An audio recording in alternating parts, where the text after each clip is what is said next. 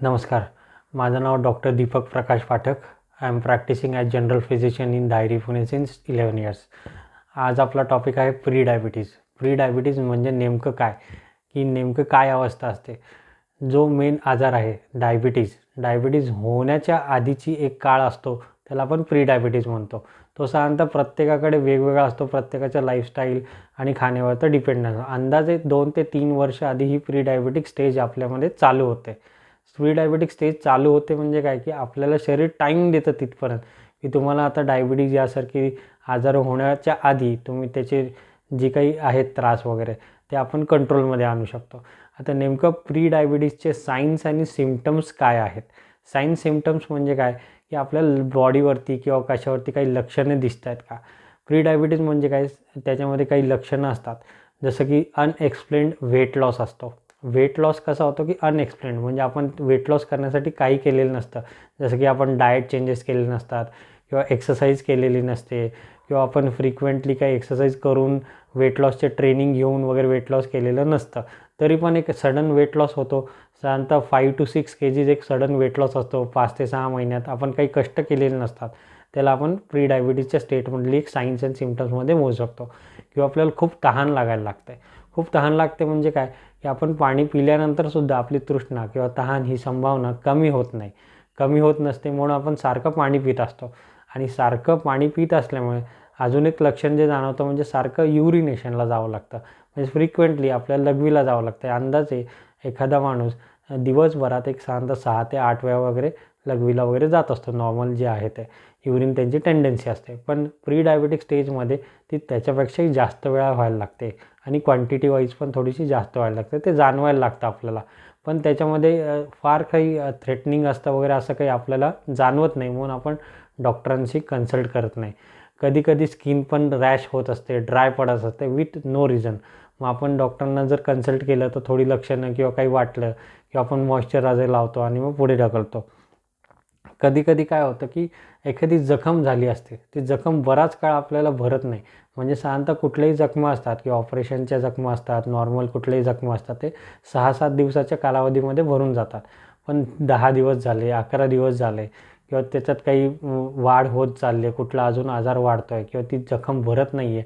त्यामुळे ते wound healing, slow wound healing आपण असं म्हणतो. त्यामुळे ते वुंड हिलिंग प्रॉपर होत नसल्यामुळे पण एक प्री डायबिटीजचं लक्षण मानलं जातं. किंवा आपण एकदम खूप थकवासा जाणवतं आपल्याला. थकवा जाणवतो म्हणजे काय होतं, की काही केलं नाही, आपण काम केलं नाही किंवा काम करण्याची इच्छा नसते, तरी पण एकाच जागेवर बसून राहतो आपण. अगदी हातपाय गळून गेल्यासारखे होतात. काम करण्याची इच्छा नसते. मग अगदी नॉर्मल काम करायचं जरी म्हटलं आपण घरातलं, की आपल्याला असं वाटतं, की आता बस झालं, आपण खूप दमलो आहे नॉर्मल काम करूनसुद्धा. हे पण एक प्री डायबिटीजचं लक्षण आहे. यामध्ये काय होतं, की आपण एखादं काम करायला गेलो, की आपल्याला त्याची इच्छा राहत नाही. मग पुढे आपण जसं म्हणतो, की एकदम हातपाय गळून गेल्यासारखे होतात किंवा जो एक म्हणतो ना, की सकाळी उठल्यानंतर फ्रेशनेस जाणवत नसतो. हे सगळे प्री डायबिटीजची लक्षणं आहेत. किंवा आपल्याला जसं म्हणतो ना, की झोप लागत नाही किंवा झोप घेतल्यानंतरसुद्धा पूर्ण झाल्याचं सॅटिस्फॅक्शन होत नाही. हे सगळे प्री डायबिटीजची लक्षणं आहेत. मूड स्विंग्स व्हायला लागतात सारखे. मूड स्विंग्स म्हणजे काय, की आपण एखाद्या कामात आहोत, कुठला विचार करत आहोत, की एका विचारमधनं दुसऱ्या विचारमध्ये लगेच जातो. ही काही बेसिक लक्षणं आहेत प्री डायबिटीजची. नेमका हा प्री डायबिटिक्स ओळखायचा कसा?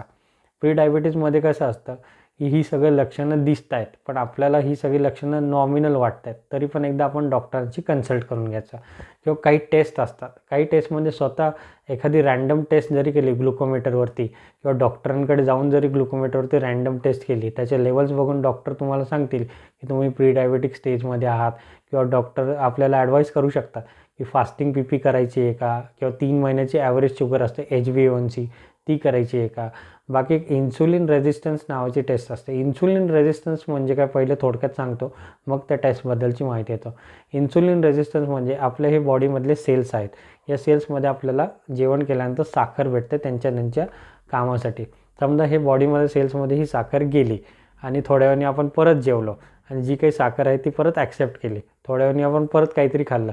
साखर ॲक्सेप्ट केली, मग एक लेवल येते आपल्या इथं, साखर लेवल ॲक्सेप्ट करण्याची थांबते, कारण की आतमध्ये ऑलरेडी भरपूर साखर असते आणि ते ॲक्सेप्ट नाही करत कारण की त्यांना रिक्वायर्ड नसतं, पण आपण खात असतो त्यामुळे साखर जनरेट होत असते.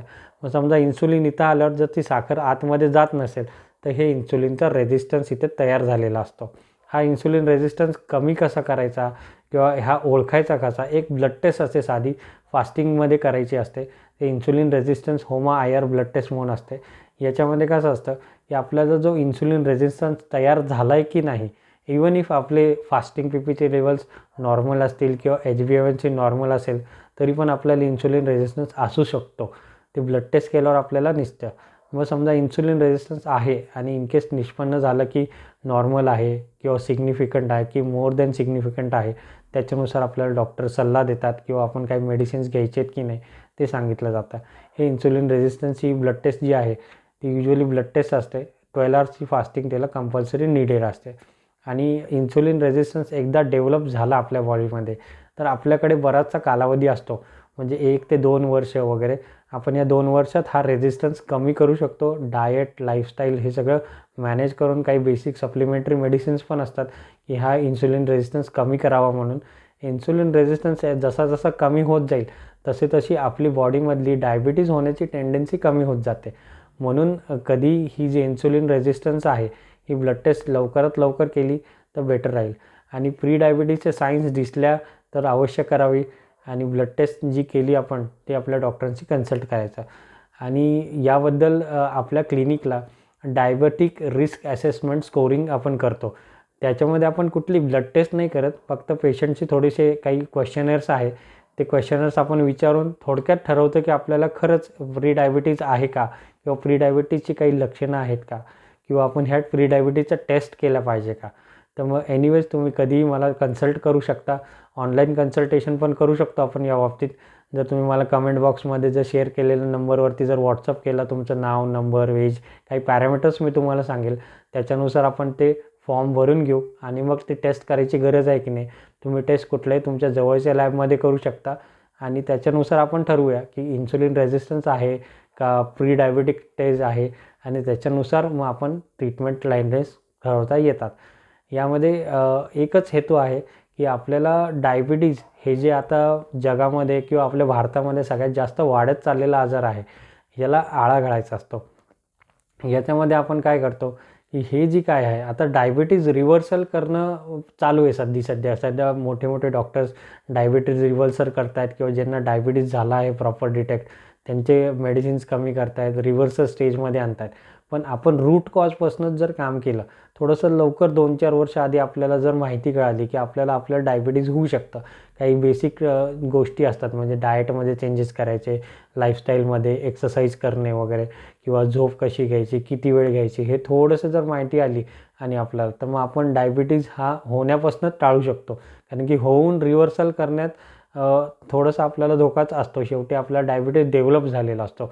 डेव्हलप व्हायच्या आधी इन्सुलिन रेझिस्टन्सची स्टेज असते. इन्सुलिन रेझिस्टन्स आणि प्री डायबिटीज असतं, याच्यामध्ये आपण ते ओळखू शकतो. कारण की जर इन्सुलिन रेझिस्टन्स आणि प्री डायबिटीज या स्टेजमध्ये आपण ओळखलं आणि तिथंच जर आपण ट्रीटमेंट केली तर व्यवस्थित आपल्याला प्री डायबिटीज आणि इन्सुलिन रेझिस्टन्स कमी करता येतो आणि डायबिटीज होऊ शकत नाही. त्यामुळे आफ्टर दिस व्हिडिओ माझं जे काही मी डिटेल्स आहे शेअर करतो आहे, नाव, नंबर, फोन नंबर, तुम्ही मला व्हॉट्सअपवरती कॉन्टॅक्ट केलं तरी चालेल.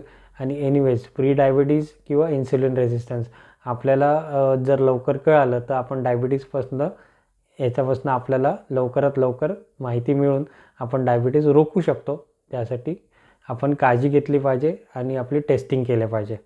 आणि थँक्यू सो मच. जर तुम्हाला ही माहिती आवडली असेल तर आपल्या जवळच्यांना स्प्रेड करा किंवा मला जरी डायरेक्ट कॉन्टॅक्ट केला, कॉल केला तरी चालेल. माझे क्लिनिक आवर्समध्ये 10 ते 2 आणि संध्याकाळी 6 ते 10 मी अवेलेबल असतो.